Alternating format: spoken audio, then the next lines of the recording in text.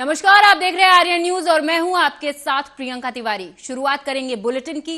पुष्कर सिंह धामी, उत्तराखंड के सीएम पुष्कर सिंह धामी ने सोमवार यानी कि आज राष्ट्रपति द्रौपदी मुर्मू से राष्ट्रपति भवन में शिष्टाचार भेंट की। उन्होंने द्रौपदी मुर्मू को ऐतिहासिक जीत के साथ राष्ट्रपति पद पर निर्वाचित होने पर बधाई और शुभकामनाएं दी। सोशल मीडिया पर सीएम धामी ने जानकारी साझा करते हुए लिखा कि राष्ट्रपति द्रौपदी मुर्मू नारी अभ्युदय का स्वर्णिम प्रतीक हैं। सीएम धामी ने कहा कि नए भारत का निर्माण और लोकतांत्रिक मूल्यों की पूर्णता नारी शक्ति के योगदान के बिना असंभव है। बता दें कि मुख्यमंत्री पुष्कर सिंह धामी दिल्ली दौरे पर हैं। रविवार को वे प्रधानमंत्री नरेंद्र मोदी की अध्यक्षता में नीति आयोग की संचालन समिति की बैठक में शामिल हुए थे।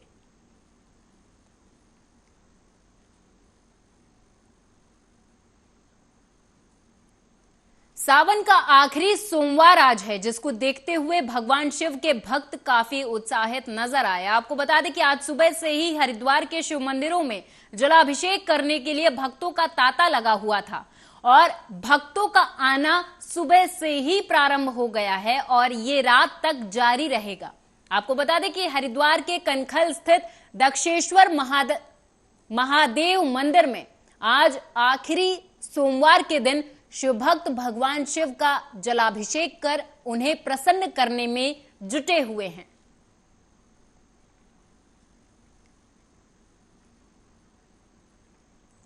आजादी के 75वें महोत्सव के तहत झंडा वितरण का कार्यक्रम चल रहा है, जिसके तहत दुकानों पर, प्रतिष्ठानों पर, सरकारी दफ्तरों पर झंडे लगाए जा रहे हैं। 15 तारीख तक एक महा अभियान चलाया जाएगा, जिसमें पूरा देश तिरंगे में होगा और अखंड भारत का एक संदेश और भारत एक है, भारत मजबूत है का ये संदेश पूरी दुनिया में जाना चाहिए, ऐसी अपील की गई है।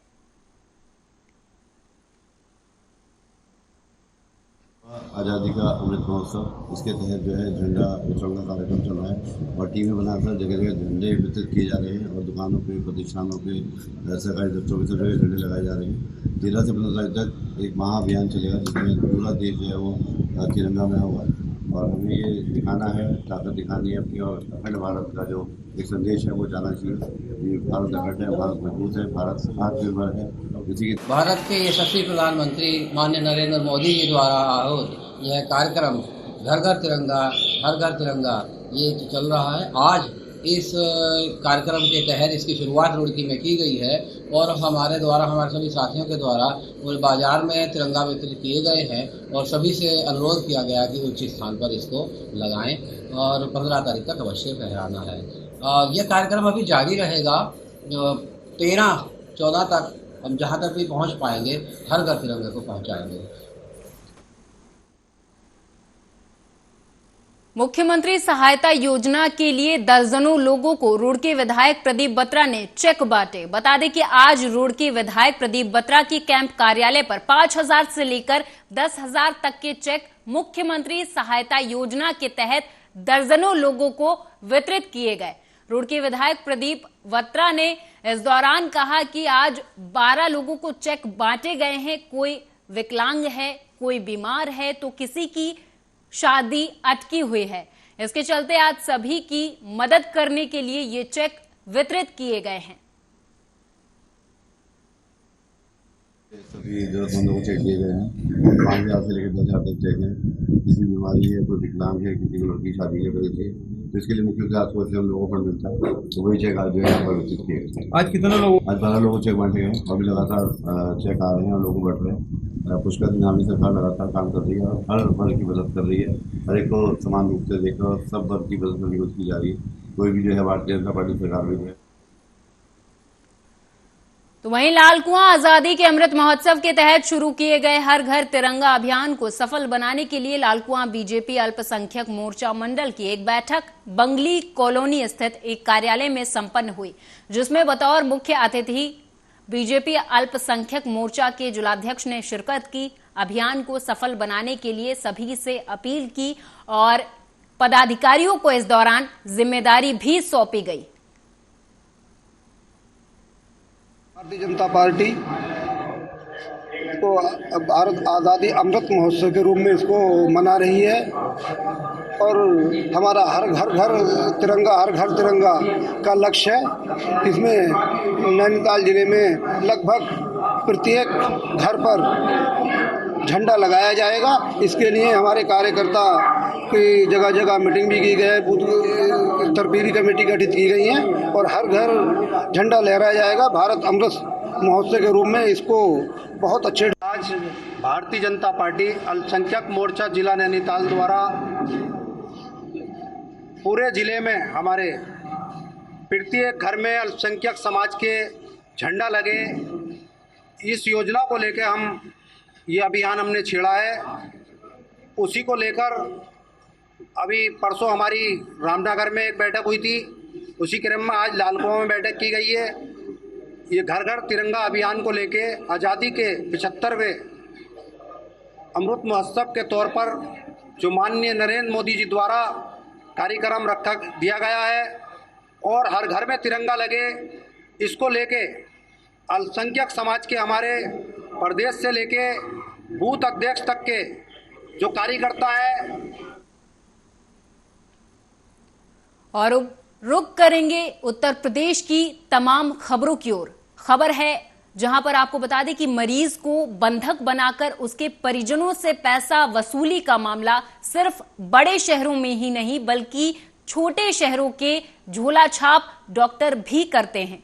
और कुछ ऐसा ही नजारा मोहम्मदाबाद तहसील में देखने को मिला जब मरीज के परिजन एसडीएम से शिकायत करने पहुंचे। एसडीएम ने खुद मौके पर पहुंचकर मामले को सही पाया और तत्काल मरीज को सरकारी अस्पताल में शिफ्ट कराते हुए फर्जी अस्पताल को सील करने की कार्रवाई की है।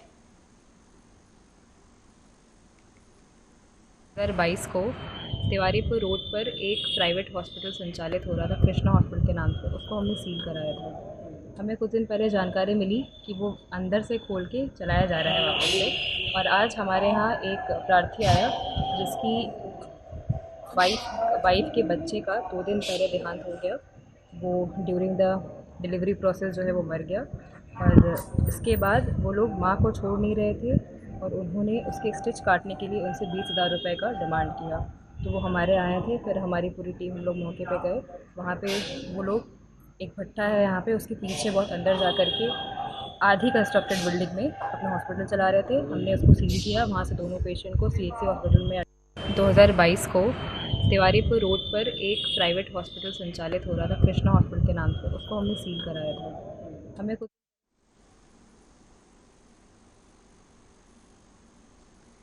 लखनऊ के लुलु मॉल में हनुमान चालीसा पढ़ने वाले अक्षय शास्त्री रामनगरी अयोध्या पहुंचा, जहां हनुमान गढ़ी में भव्य स्वागत किया गया। हनुमत लला का दर्शन पूजन किया। इस दौरान उन्होंने सिद्धपीठ हनुमान गढ़ी के पुजारी राजू दास से भेंट की। राजू दास ने भगवा वस्त्र पहनाकर चांदी का गदा भेंट किया उन्हें और गले लगाकर आशीर्वाद दिया।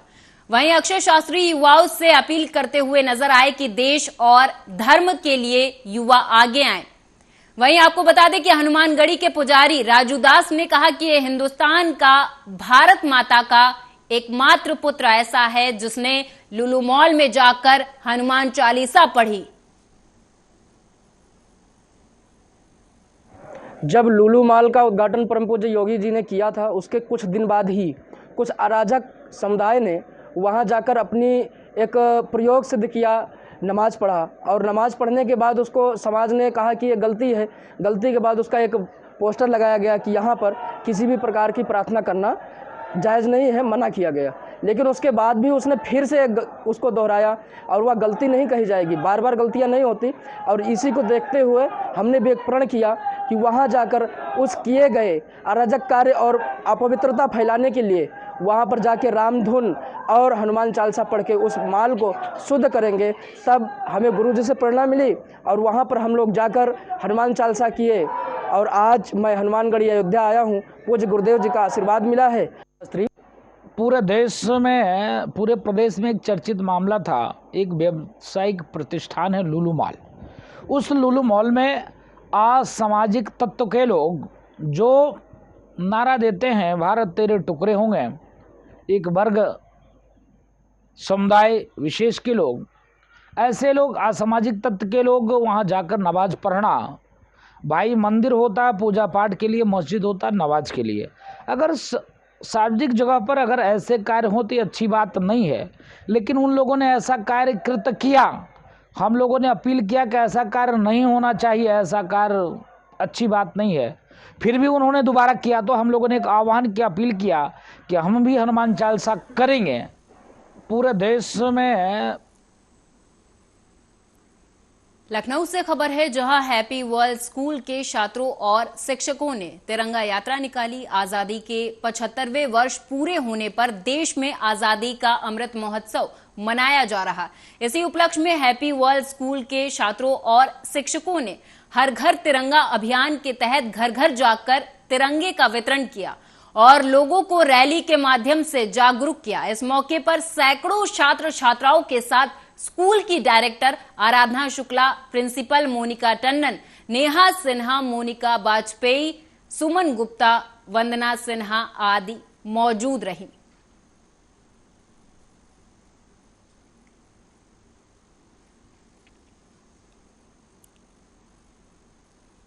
केंद्र सरकार के प्रस्तावित इलेक्ट्रिसिटी अमेंडमेंट बिल के विरोध शुरू हो चुके हैं। बिल के विरोध में आज रायबरेली जिले में विद्युत विभाग के जूनियर इंजीनियर अधीक्षण अभियंता कार्यालय पर एक दिवसीय धरने पर बैठे और उन्होंने बिल के विरोध में जमकर नारेबाजी की।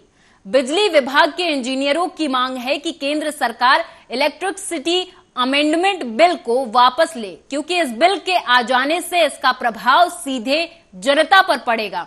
इस बिल के माध्यम से सरकार मुनाफे वाली लाइनों को पूंजीपतियों को सौंपना चाहती है। मांग ये है कि जो केंद्र सरकार ने आज लोकसभा में इलेक्ट्रिसिटी अमेंडमेंट बिल 2022 पेश किया है, उसके विरोध में हम लोग यहाँ बैठे हैं।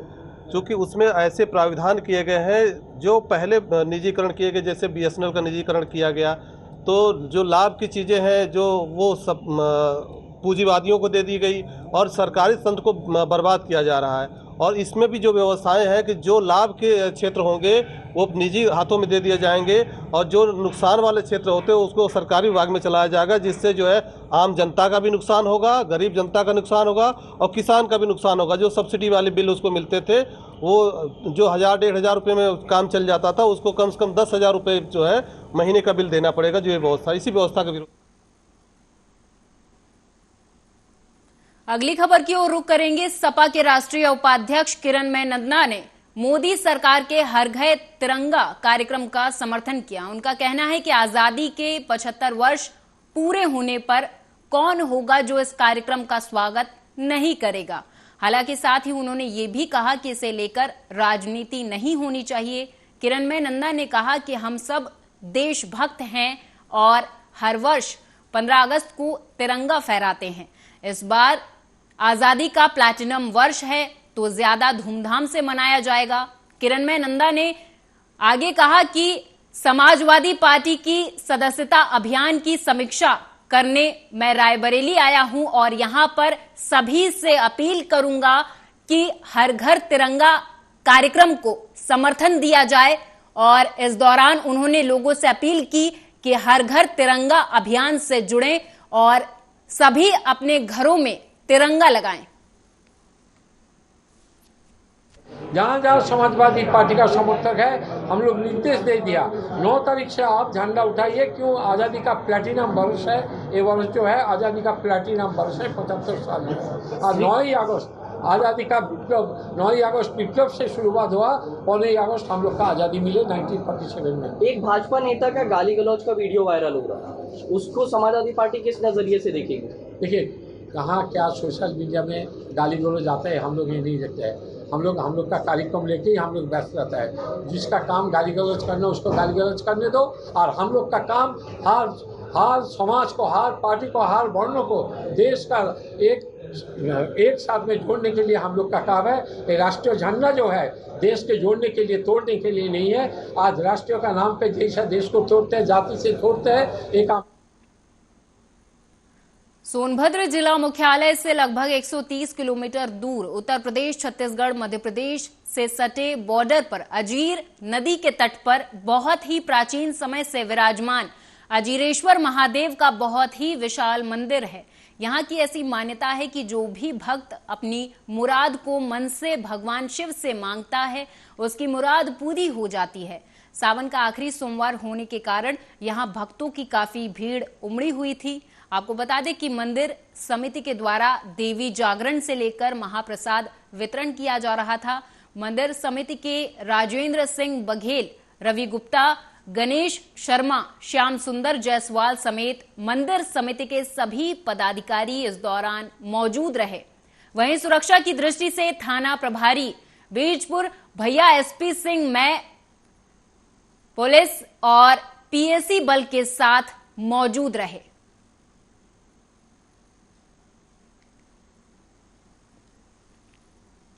आजादी की 75वीं वर्षगांठ को अमृत महोत्सव के रूप में मनाया जा रहा। हर घर तिरंगा को लेकर तैयारी में जिला प्रशासन जुटा हुआ है। हर घर तिरंगा अभियान के प्रचार प्रसार करने के लिए एलईडी प्रचार वाहन को डीएम प्रवीण कुमार लक्षकार ने हरी झंडी दिखाकर रवाना किया।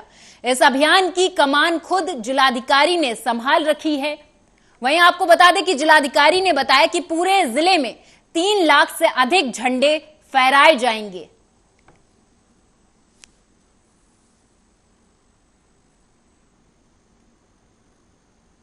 75 वर्ष पूरे हुए हैं और इस अवसर पे आज़ादी का अमृत महोत्सव मनाया जा रहा है और इस दौरान हम जनपद मिर्जापुर में 3 लाख से अधिक झंडे भी फहराएंगे और इसमें 13 से 15 अगस्त के बीच की तिथि तय की गई और इसी क्रम में सूचना विभाग द्वारा इसका प्रचार प्रसार भी किया जा रहा है और इसका एक वाहन वहाँ से हमको मिला है जिसको हमने झंडी दिखा करके इसका शुभारंभ आज यहाँ पर किया है और इसके माध्यम से जनता से ये अपील करना चाहते हैं कि जनता ज़्यादा से ज़्यादा इस अभियान में जुड़े और जो आज़ादी के। अगली खबर मिर्जापुर से है, जहां हुसैन की याद में शिया समुदाय की तरफ से आंसू की बजाय खून बहाया गया। आपको बता दें कि मुहर्रम पर्व की 8वीं तारीख को शिया परंपरा के अनुसार इमामबाड़ा से दुलदुल का जुलूस बड़ी धूमधाम से निकाला गया। 2 वर्ष कोरोना के कारण मुहर्रम का त्योहार नहीं मनाया गया था, तो वहीं इस वर्ष शासन द्वारा मुहर्रम पर्व मनाने की इजाजत दी गई है, जिससे लोगों की भीड़ उमड़ पड़ी। इसी के चलते शासन के आदेश और पुरानी परंपरा के अनुसार मुहर्रम के 7 और 8 तारीख को दुलदुल का जुलूस निकाला जाता है, जिसके लिए बड़ी भारी मात्रा में भीड़ उमड़ी हुई थी। वहीं शिया समुदाय ने अपना खून बहाकर हुसैन को याद किया। दरअसल आज देखिए 8 मुहर्रम है और हमारे जो आलिम दीन है करबला के मुतालिक और करबला के सानहे के मुतालिक जो बताते हैं फरमाते हैं, इसका बयान करते हुए करबला के मैदान में 7वीं मुहर्रम को हज़रत इमाम हुसैन रज़ी अल्लाह ताला अन्हु उनके जानिसाब साथियों उनके घर वालों पर पानी बंद कर दिया गया था।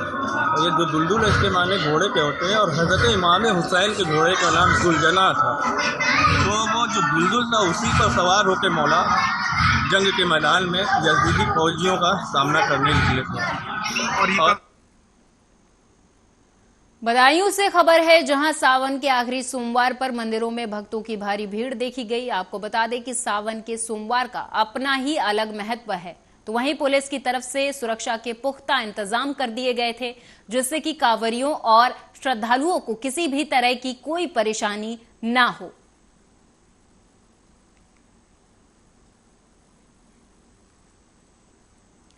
तो वहीं अलीगढ़ में गृहकर वृद्धि बढ़ाए जाने को लेकर विरोध प्रदर्शन लगातार जारी है। वहीं गृहकर वृद्धि बढ़ाए जाने को लेकर आज कांग्रेस के कार्यकर्ता और नेता सड़क पर आ गए और प्रदर्शन करते हुए सेंटर पॉइंट चौराहे पर सड़क पर बैठकर जोरदार प्रदर्शन किया गया।